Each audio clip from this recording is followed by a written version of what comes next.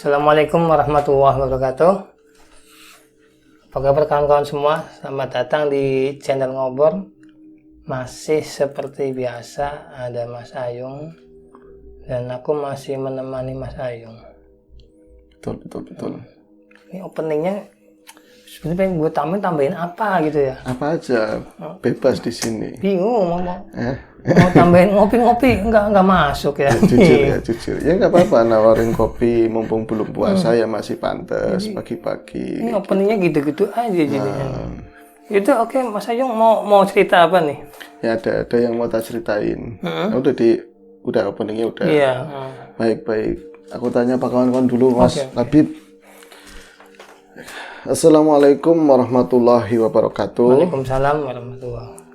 Bismillahirrahmanirrahim. Apa kabar kawan-kawan Ngobor semua? Semoga semua dalam keadaan baik, Amin. sehat dan selalu bahagia kapanpun, dimanapun saatnya.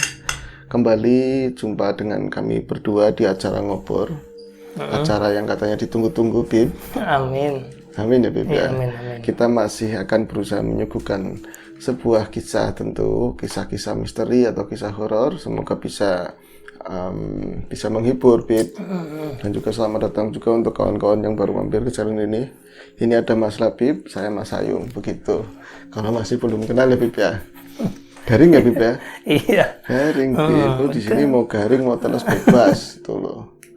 Nah, kalau sekali lagi ini belum lagi sama Mas Biru ya. Yang kangen sama Mas Biru ditahan. Kata orang kan gini, semakin kita menahan rindu, perjumpaan itu indah, Bib. Iya. Walaupun rindu itu memang menyakitkan. Ya kan, Bib, obatnya kan hanya perjumpaan. Insya Allah nanti juga bakalan ada Mas Biru. Ya, Bib. Siap. Oke, ini kita nggak mau ngobrol-ngobrol gini doang ya, tapi kita akan cerita horor.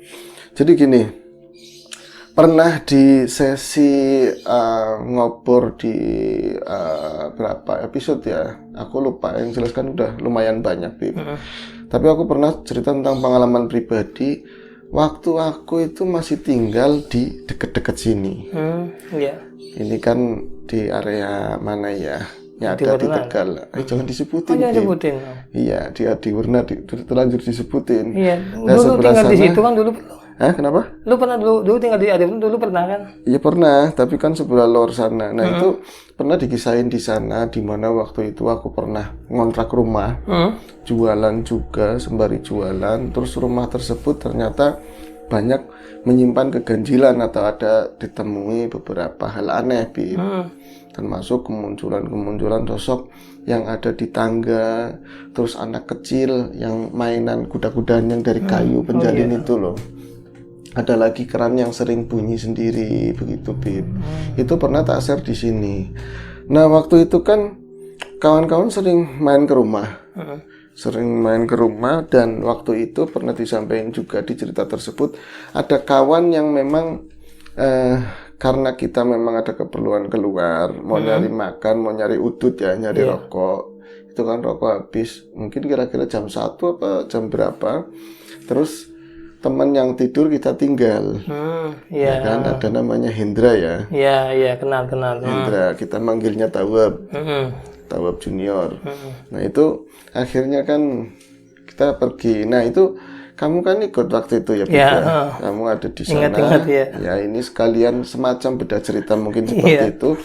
Ini ada teman, ada Mas Labib yang menyaksikan kejadian tersebut. Jadi begini, Bib, mungkin aku lupa nggak menceritakan kondisi rumah tersebut sebelum kalian main ke situ gitu loh. Jadi emang bukan cuma malam itu aja, emang sering terjadi rumah tersebut mungkin karena di sebelah kirinya itu masih walaupun terbilang desa kota ya, tapi sebelah sananya itu masih kebun-kebun yang lebat. Lu tahu nggak? Kenapa? Sebelah sana kan ada makam. Memang. Iya. Masa? Makam cuma 2, tapi nggak tahu itu makam siapa, nggak tahu. Di sebelah mana sih? Jadi sebelah selatannya. Sebelah selatan. Yang aku tahu menurut cerita tetua di situ loh, di situ itu semacam kali lah, ada kali mati begitu. Makanya datarannya itu lebih rendah daripada rumah-rumah sekeliling. Begitu, Bib. Dan di situ kan masih ada banyak dapur bambu. Nggak tahu sekarang masih banyak nggak, Bib? Tahu, saya lama nggak main ke situ. Situ ya. Nah itu konon sosok-sosok yang sering wirawiri di rumah yang aku tempatin itu kan kita ulas sedikit ya kalau kawan-kawan lupa yang melewati episode aku itu ya. Jadi aku pernah ngontrak di tempat itu bersama nenek. Bersama nenekku itu rumah tersebut persis di pinggiran kebun tadi. Nah, ini rumah itu kan rumah tingkat ya, lantai 2 ya.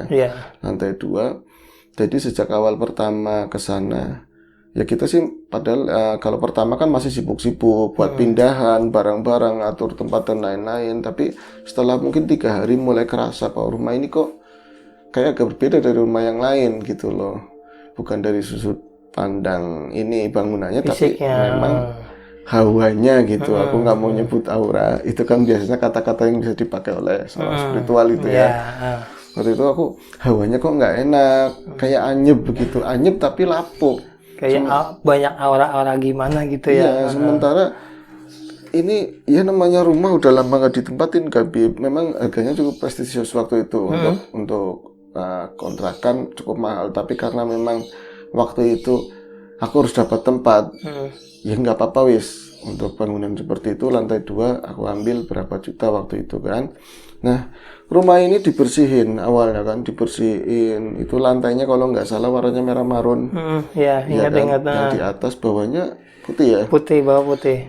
Kemudian setelah dibersihin, dipel, itu lagi-lagi nimbul lagi debu-debu halus. Aku pikir ini debu kan kalau udah disapu pasti hilang gitu ya.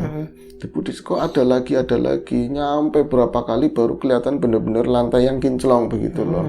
Ternyata ini bukan sesuatu yang gimana-gimana. Tadinya sih aku mengira kok rumah debunya banyak, terus udah dibersihin, dipel kok masih nimbul lagi debunya ada lagi. Padahal kiri kanannya masih ada kebun, terus jauh dari kota lah, jauh dari jalan raya begitu loh.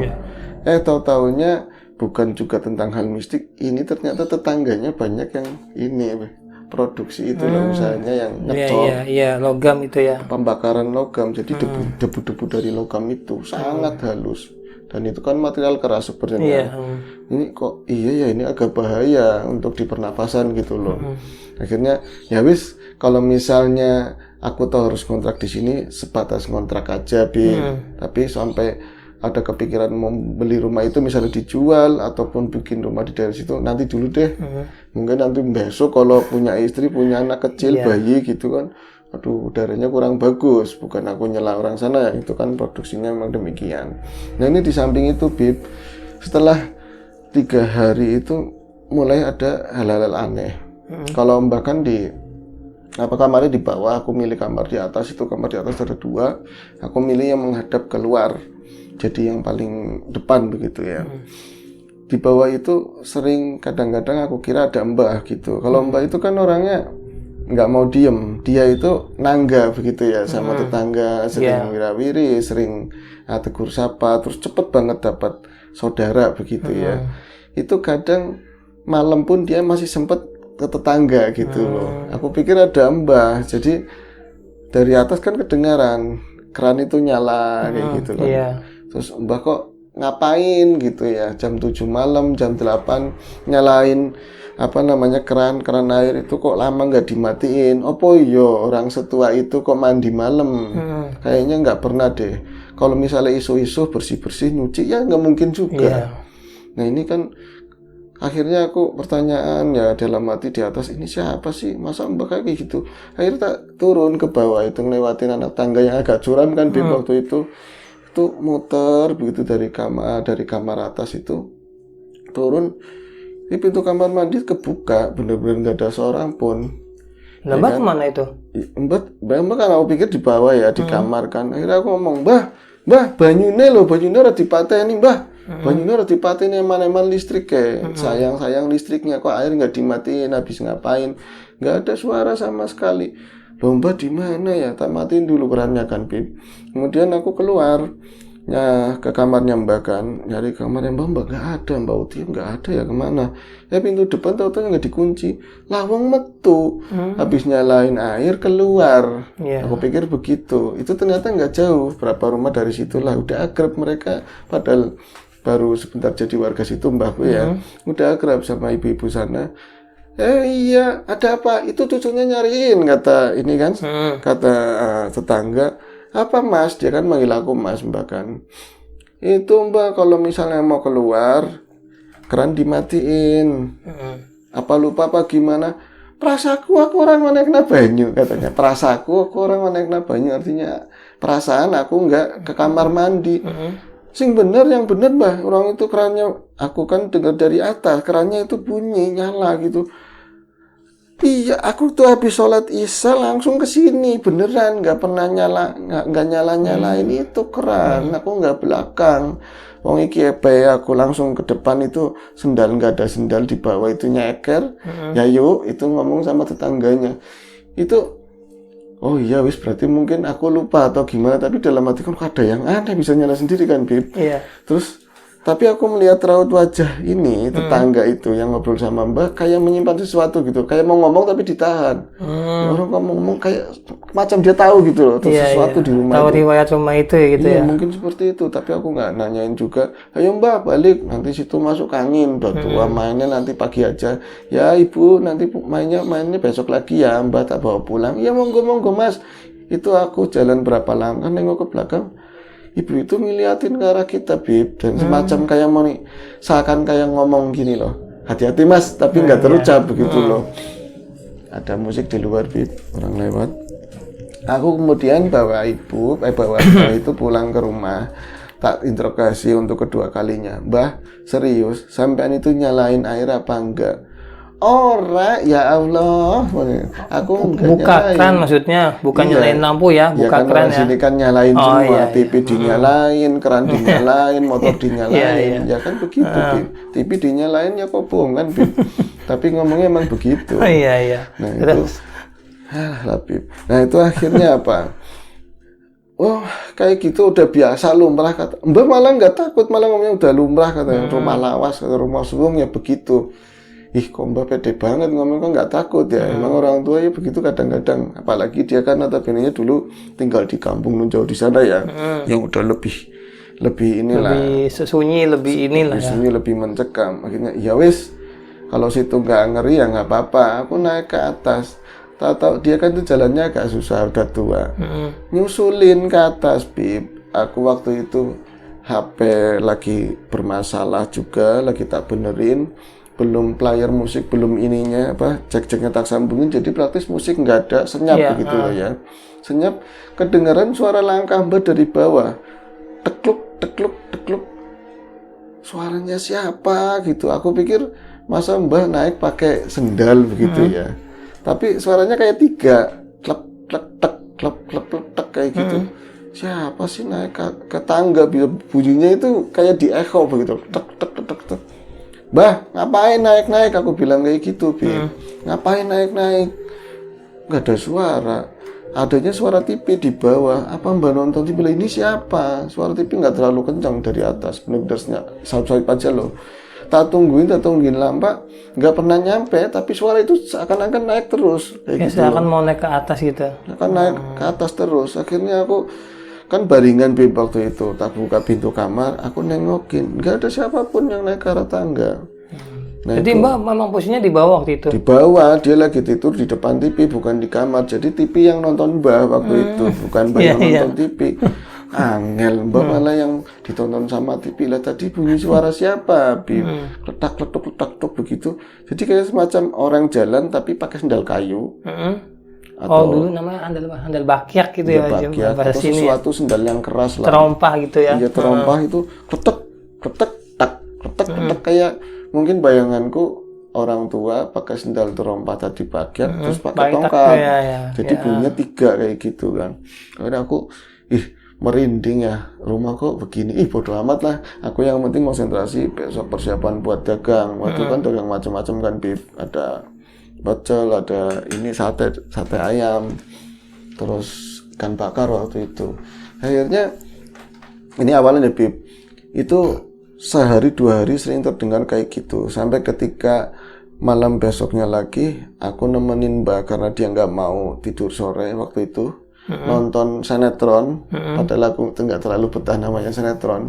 Kamu suka nonton sinetron? Oh ini Bukan itu Mas kadang Habib suka. kadang-kadang ketemu, iya kalau dirimu suka. Kemarin aja nanti Aldebaran gimana? Aku Andin. Ya nggak apa-apa haknya kamu, Bib. Tapi aku nggak terlalu suka, Bib. Kenapa Ketemu. alasannya apa tanya? Iya. Eh? Alasannya apa? Iya, kenapa tuh? Di sinetron itu di TV itu angel kehidupannya, Bib. Gitu Kerjanya kapan gitu loh.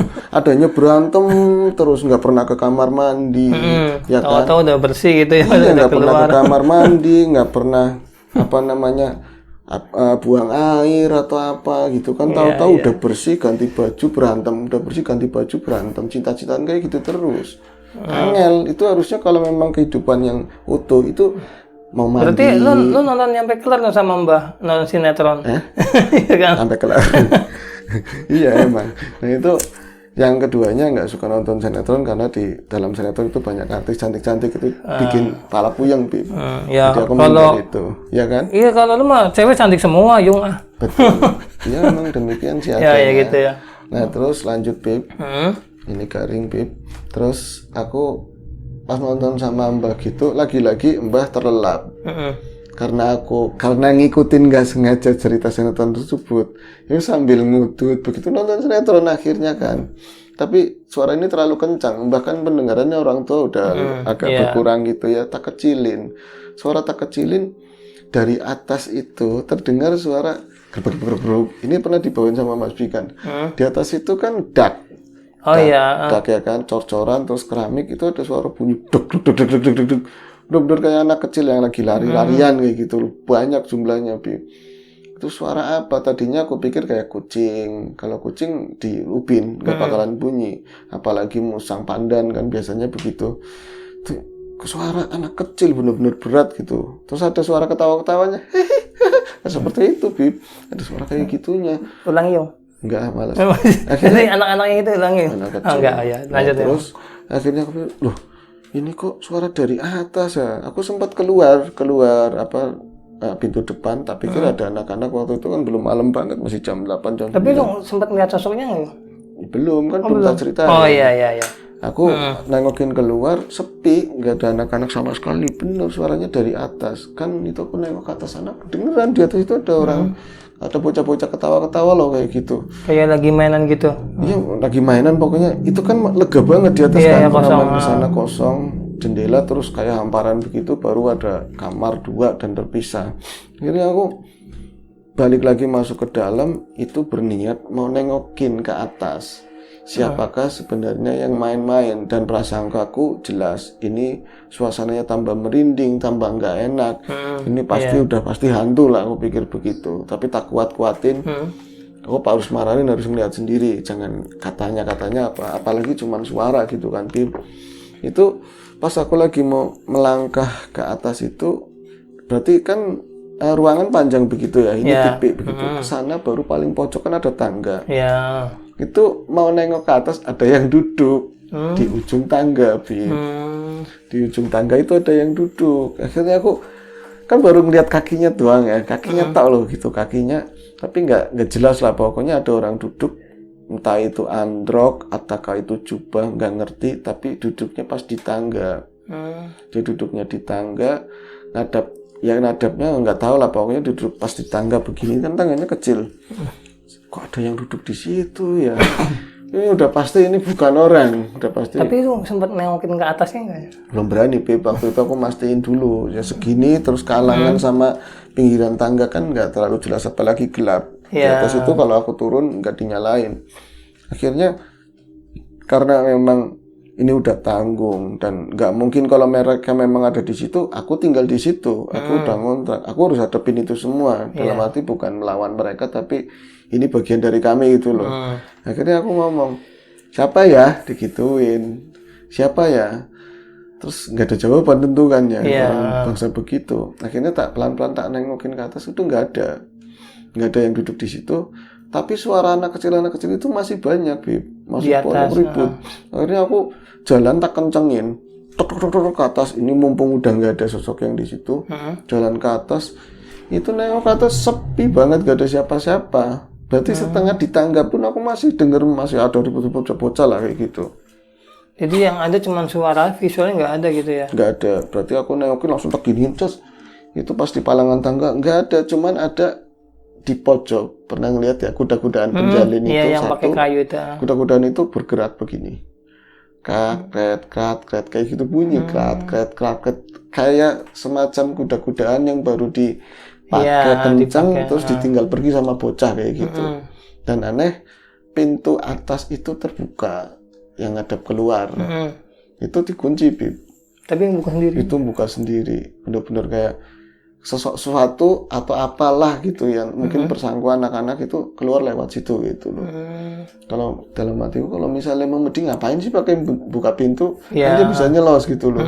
Masih tak buat mainan gitu loh, di hati tuh jangan terlalu strength gitu kan. Nah itu ini salah satu apa yang kita alamin hal-hal seperti itu sampai Mbah ternyata pas aku kan tak tutup hal-hal kayak gitu, mungkin Mbak nggak ngerti gitu kan. Pas suatu saat aku buka, Bang dianin Bib, mau Bib.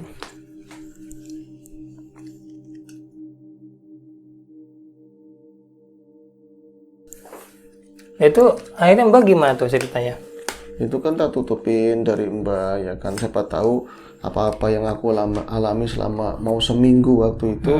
Terus aku cerita sama Mbak, jadi Mbak risih atau jadi takut kayak gitu kan Bib. Tahu-taunya orang karena aku mau cerita sama siapa lagi kan, Mbak ngomong kemarin itu kerannya mau dewek katanya. Kerannya bunyi sendiri.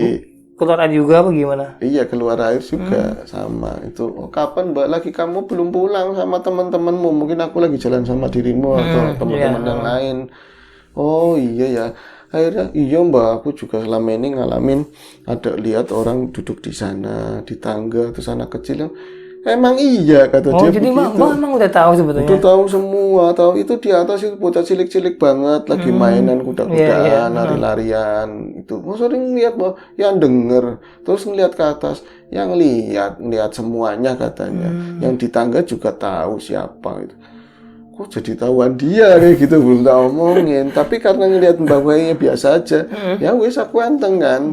Nah pada saat tertentu kan aku sering teman-teman kan sering main. Waktu itu aku juga sering kan teman-teman. Bikin acara dulu ya kalau malam minggu ya.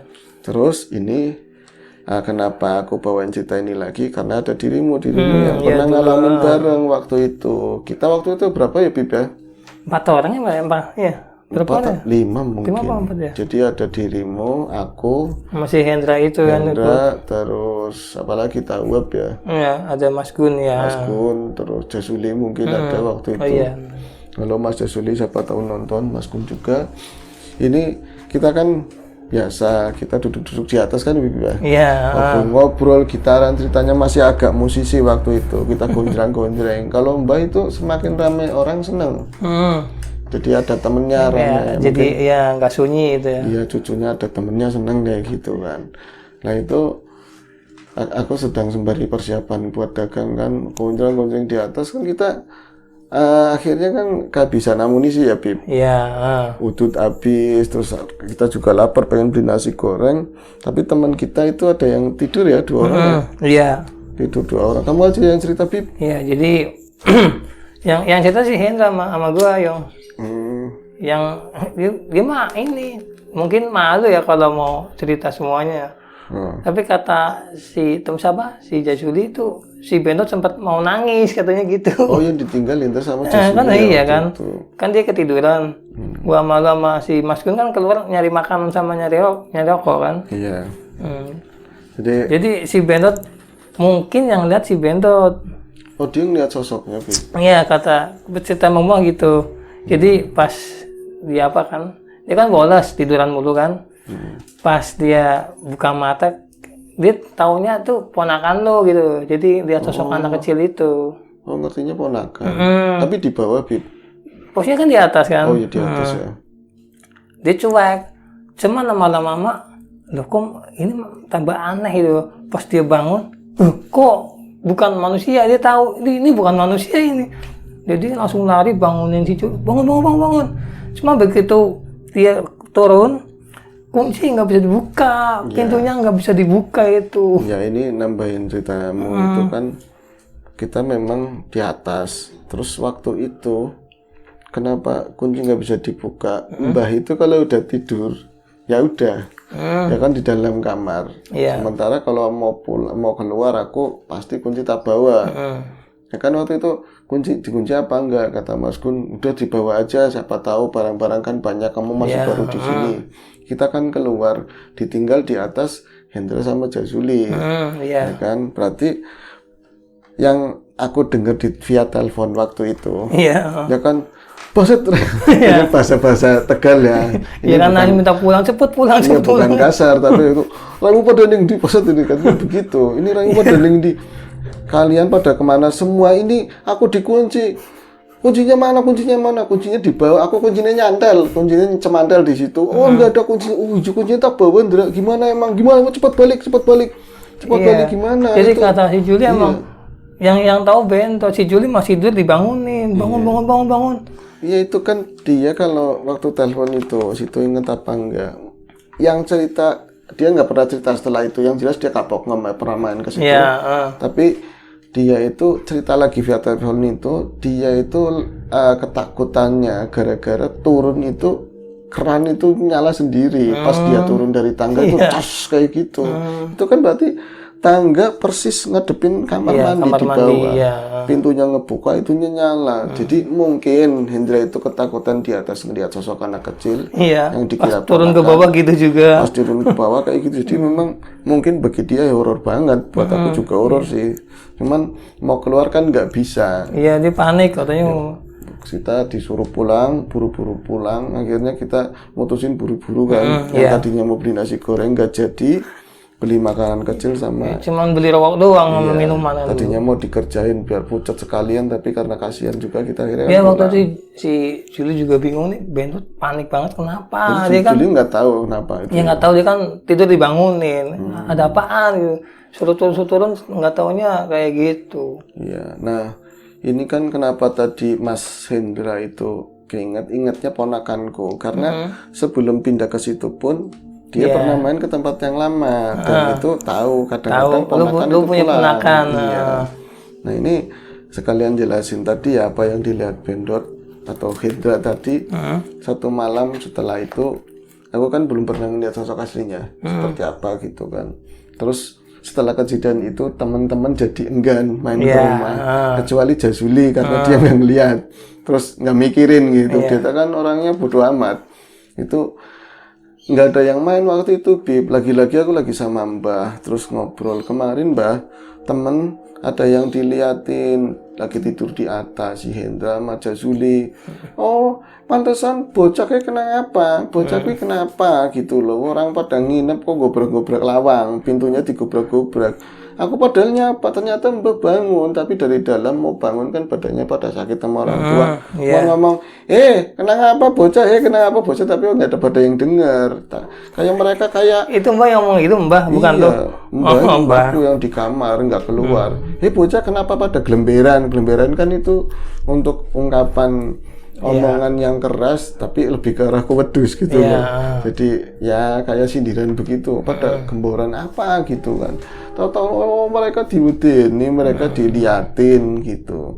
Nah itu aku ngomong sama Mbah, mereka juga diliatin begitu ya. Ngobrol bikin teh, dia kan sukanya teh manis, tubruk gitu. Lagi-lagi nonton sinetron tak temenin.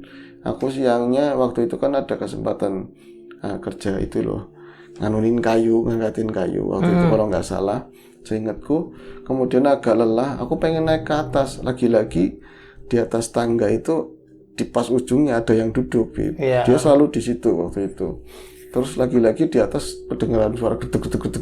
Kayak anak kecil biasa main gitu. Kayak bener-bener kayak lantai digini-giniin. Kayak gitu kan, jelek kayak gitu. Nggak bisa hari ini aku harus menangkap bahasa mereka kayak gitu loh. Ya emang nggak ganggu sih, ganggunya di suara. Terus ada sesuatu yang orang lain kan gimana ya, Bib? Kita juga risih.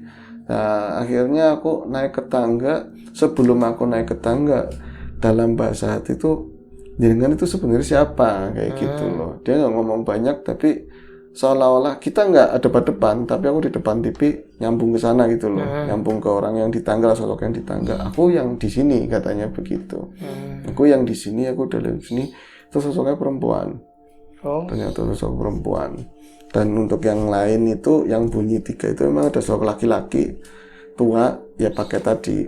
Yang pakai tongkat itu. Itu sosok beda lagi, bukan yang itu. Beda. Nah, kalau yang anak kecil tuh sempat lihat nggak? Lihat, kalau yang itu kan sosok perempuan yang duduk, yang laki-laki tua itu yang bawa tongkat. Itu emang sering kayak lintasannya begitu loh. Kalau itu bisa dibilang kunti lah yang duduk itu kunti. Di tangga. Di tangga, kemudian ya udah aku mau ke atas. Itu dia minggir. Pas aku ke depan ini tangga persis ya, nengok ke atas, kelihatan kelebatan ini gaunnya. Itu kan gelap di atas tamatin. Kelebatan daunnya itu gaunnya itu kelihatan putih begitu. Kemudian masih bunyi di atas suara anak-anak kecil. Aku sama sekali nggak mikirin ada anak-anak kecil dan nggak ada niat buat ngegap. Tak bersihin gitu loh di dalam hati. Kayak jalan biasa. Tapi pas udah langsung, pas di ujung tangga langsung, woi, itu kayak gituin. Itu belum banyak banget, Bib. Jadi mungkin ya sekitar mungkin 4 atau 5 lebih lah bocah-bocah. Tapi untung gue nggak ngeliat aja ya. Iya, aneh-aneh modelnya. Kita waktu itu gelap banget, di atas gelap banget, tapi dalam gelap itu pun masih nggak tahu, tetap kelihatan gitu sosok mereka. Ya mungkin semeja ini kecil lagi lah, segini semeja-meja kayak bocah-bocah kecil, cuman dengan raut muka yang angel, nggak seperti manusia gitu. Ya ada mata, ada macam-macam, tapi kupingnya untungnya dulu gue nggak sempet ngeliat itu loh. Iya, mungkin dari pakaiannya kayaknya ada laki-laki, ada yang cowok juga. Yang 2 itu lagi naik ini. Kayak gitu. Mudah-mudahan senang banget. Yang lain kayak nunggunya gantian. Terus yang lain itu lari. Itu yang jadi bunyi geduk-geduk kayak gitu. Mungkin bisa jadi itu yang Benot lihat itu dia dulu. Iya, salah satu itu yang perempuan. Tapi saat itu kayak gitu, mereka cuma nengok bareng-bareng kayak gitu loh. Diem. Tapi yang ini kan kuda masih jalan. Iya. Nengok kayak gitu terus ngapain gitu, tahu aku berani gitu, ngapain itu langsung bes, itu arahnya keluar, hilang semua, arahnya keluar dan lagi-lagi pintu buka sendiri, pintunya nggak rusak, padahal dikunci. Itu cerita waktu itu ya, yang pernah aku dibawain di Ngobor di rumah tersebut, dan situ ngalamin. Iya dulu, dulu waktu baru masuk juga ngerasa kayak bahasa sini anyes gitu ya. Dan aku cuman paling 2 tahun sih di situ. 2 tahun, kita juga nggak mau musik mereka lebih dahulu. Lagi pula kita nggak pakai semua ruangan ya. Kalau Mbak kan di bawah, kalau aku di atas. Ada kamar, walaupun aku di kamar, mereka pada mainan di luar kamar, itu kan agak lega.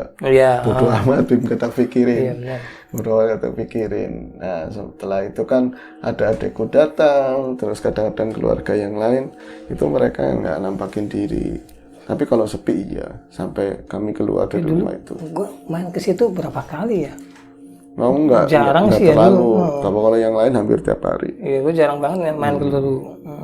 Tapi ternyata pas ngobrol-ngobrol sama tetangga itu Mas kemarin lagi situ ngomong, Mbah ada keran nyala sendiri. Aku pengen ngomong, emang di rumah itu ada yang isinya kayak gitu. Tetangganya baru cerita ya, tapi nggak enak, takutnya situ baru ngontrak nanti nggak betah, gimana pulang gitu, pindah gitu ya. Iya, orang seneng dapat tetangga baru, rumah ada yang ngisi begitu, Bib. Ya itu aja ceritanya, Bib. Iya, oke. Ya berarti kan sama apa yang diceritain sama si Hendra kan, sama apa yang lu lihat. Iya betul. Itu aja, Bib. Serem. Ya untungnya gue dulu nggak ngeliat aja dong, baru mah kapok. Oke. Makasih Mas Ayung ceritanya. Ternyata apa yang kita alamin emang kayak gitu ya. Iya. Ya gitulah. Yang Hendra alamin. Lu kata Hendra. Iya. Ya tapi kita alamin aja. Kita alamin. Kan kita keluar bareng dulu kan. Betul. Ya, Oke. Pakai minum segala, Bib, tutup aja, Bib.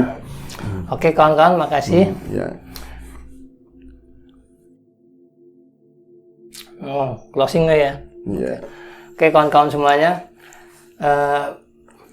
Mas Ayung ceritanya apa yang dulu ceritain dibawain ulang sama aku ya, yang kebetulan emang aku juga ikut ngalamin kejadian itu, tahu ceritanya itu tahu. Jadi emang buat pengalaman emang betul-betul itu rumah emang ada kayak gitunya. Ada sesuatu yang Ada di luar sesuatu kita yang di luar dugaan ya. Padahal kalau lihat bentuk fisiknya cakep ya rumahnya ya, lumayan lah. Iya. Cuman dalamnya itu yang nggak cakep ya. Dalamnya ya aku ya cakep. Oke, makasih tutupi. kawan-kawan semua. Sampai jumpa di ngobrol berikutnya masih sama Mas Ayung dan mungkin Mas Bir mau ini enggak? Iya, tentu. Oke. Tentu. Oke. Langsung aja ya. Ya, langsung aja, Bib. Assalamualaikum warahmatullahi wabarakatuh.